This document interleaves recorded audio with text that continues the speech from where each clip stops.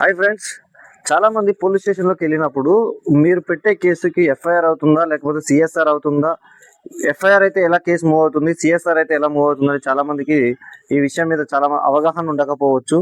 దయచేసి అవగాహన లేని పూర్తి వివరాలు చూడండి.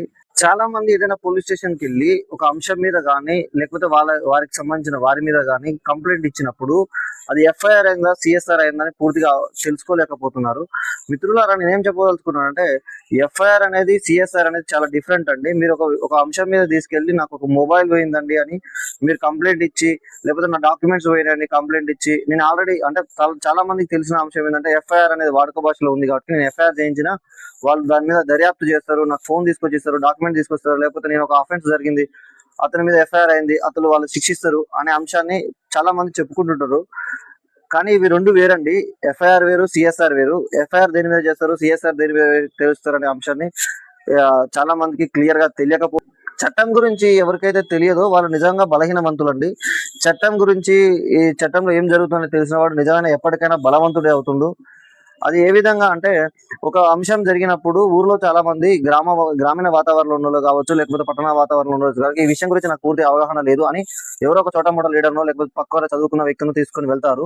అక్కడికి వెళ్ళినప్పుడు మీకు చట్టంలో ఏం జరుగుతుంది, ఏమున్నాయి అనే అంశాలు తెలియకపోతే అంటే ఎవరైతే మధ్యవర్తిగా వచ్చిన వారు మిమ్మల్ని భయాందోళనకు గురి చేసైనా, మీకు అంటే లేనిపోని అపోహలు కల్పించైనా, లేదంటే ఉన్నదానికంటే ఇంకొంచెం ఎక్కువ చెప్పి లేకపోతే తక్కువ చెప్పడం వల్ల మీరు శిక్ష అర్హులు అవుతారు. అదే ఎక్కువ చెప్పడం వల్ల కూడా మీరు ఆ భయాందోళనకు గురవి వాళ్ళు ఏం చేయమంటే అది చేస్తానికి, లేకపోతే డబ్బుల్ని ఆర్థికంగా నష్టపోవడానికి కూడా అవకాశం ఉంది.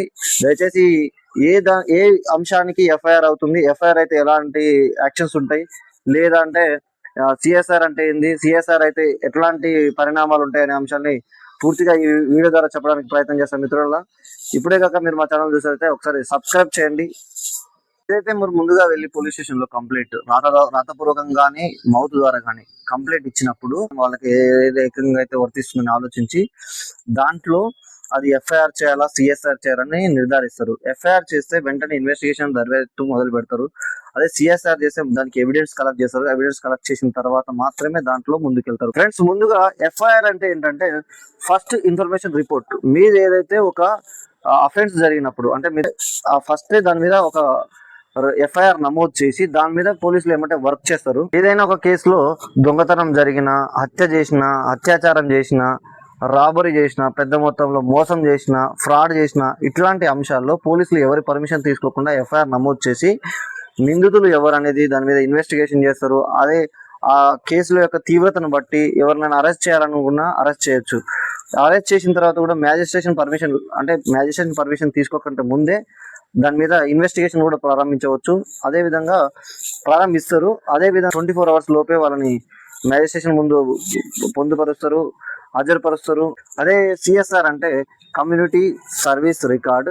ఇది ఏ విధంగా అంటే ఏదైనా ఒక మిస్సింగ్ డాక్యుమెంట్, నీ యొక్క డాక్యుమెంట్స్ మిస్ అయినా, లేదంటే నీ యొక్క ఫోన్ పోయినా, చిన్న దొంగతనాలు జరిగినప్పుడు కొంతమంది ఏమంటారంటే, ఇప్పుడు కొన్ని విషయాలు మనం చూస్తుంటాం, వారి యొక్క మాటల వల్ల నేను మనోభావాలు దెబ్బతిన్నా, ఇట్లాంటి వాటిలో కేసు ఎక్కువ శాతం దాని ఎవిడెన్స్ కలెక్ట్ చేయక ముందుకు కోర్టు అనుమతి లేకుండా మనం పోలీసులు ఎలాంటి ఇన్వాల్వ్మెంట్ ఉండదండి. ఇట్లాంటి దాంట్లో దీనికి మాత్రం కేవలం కోర్టు అనుమతి తీసుకోవాలి కాబట్టి దీన్ని సిఎస్ఆర్ అని నమోదు చేస్తారు.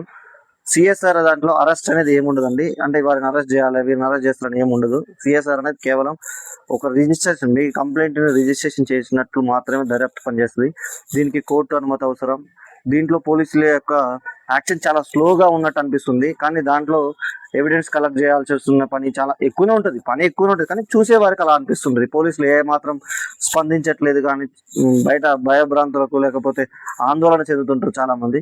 కానీ ఇట్లాంటి దాంట్లో పోలీసుల కంటే ఎక్కువ కోర్టు ఇన్వాల్వ్మెంట్ ఉంటుంది ఎక్కువ శాతం.